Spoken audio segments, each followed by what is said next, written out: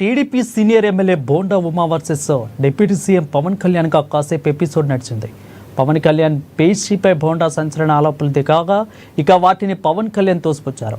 ఏదైనా పనిపై ఎమ్మెల్యేలు లెటర్లు పంపితే 30-40 సంవత్సరాల నుంచి ఇలాంటి ఎమ్మెల్యేలను చాలా మందిని చూసామని కృష్ణయ్య అంటున్నారు. కానీ ఎమ్మెల్యేలు గెలిస్తేనే కృష్ణయ్య అక్కడ చైర్మన్ అయ్యారని గుర్తుపెట్టుకోవాలని అన్నారు బోండా ఉమా. ఇక కృష్ణయ్య దగ్గరకు వెళ్తే పవన్ కళ్యాణ్కు చెప్పాలి, కానీ ఆయనను కలవడం లేదని చెప్తున్నారని మండిపడ్డారు. డిప్యూటీ సీఎం పవన్ కళ్యాణ్ కూడా కృష్ణయ్య లాంటి వాళ్ళను సరిదిద్దాలని అన్నారు. అయితే యొక్క ఆరోపణలను డిప్యూటీ సీఎం పవన్ కళ్యాణ్ ఖండించారు. నేను అందుబాటులో ఉండడం లేదన్న వ్యాఖ్యలు సరిదిద్దుకునే ప్రయత్నాలు చేశారు Pawan Kalyan. Pollution control board అధ్యక్ష చాలా నిర్లక్ష్యంగా పొల్యూషన్ కంట్రోల్ బోర్డు అసలు ఉందా లేదా, అసలు ఆ బోర్డు కానీ దాంట్లో ఉన్న టాస్క్ ఫోర్స్ కానీ దాంట్లో ఉన్న మెంబర్ సెక్రటరీ కానీ ఎక్కడా కూడా పని చేస్తున్నట్టు ఎక్కడా కనపడతలేదు. ఏదన్నా పని మీద వెళ్తే డిప్యూటీ సీఎం గారి పేరు చెప్తున్నారు అధ్యక్ష.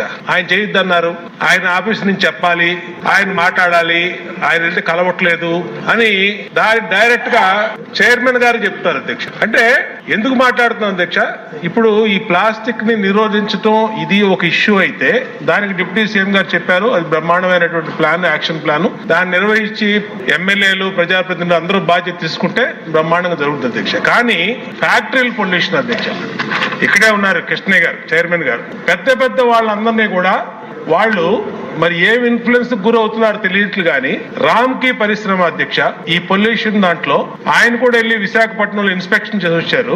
ఆయనే చెప్పారు ఆయన నోటెంట చాలా పొల్యూషన్ ని డైరెక్ట్ గా సముద్రంలోకి వాళ్ళు ఇండస్ట్రియల్ వ్యర్థాలని, ఈ ఫార్మాస్యూటికల్ వ్యర్థాలని వదిలేశారని చెప్పారు.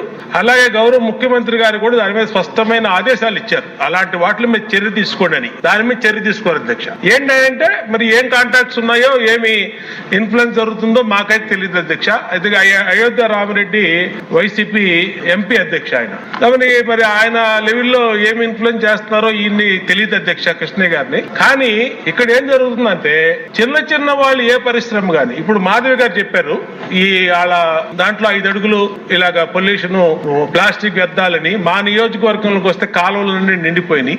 ఎక్కడా కూడా విజయవాడలో పొల్యూషన్ కంట్రోల్ బోర్డు ఉండి కూడా విజయవాడలో పట్టించుకోని పరిస్థితి అధ్యక్ష. కాబట్టి గౌరవ డిప్యూటీ సీఎం గారిని కోరుతున్నాం అధ్యక్ష, పొల్యూషన్ కంట్రోల్ బోర్డు ని కొంచెం పనిచేసే విధంగా ఆయన కొంచెం గట్టిగా మందలించాలి అధ్యక్ష, ఆయన చెప్పాలి అధ్యక్ష.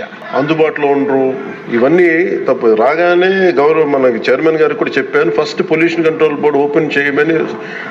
అదొక వాస్తవం ఏంటంటే పొల్యూషన్ కంట్రోల్ బోర్డు సామాన్య మనిషికి సంబంధం లేదు, ఓన్లీ ఇండస్ట్రియల్ కనెక్టెడ్ అనుకుంటారు. ఇది ఫస్ట్ టైం కృష్ణయ్య గారు వచ్చాక వారికి తెలియజేసిన హీ హాజ్ ఓపెన్డ్ ఇట్.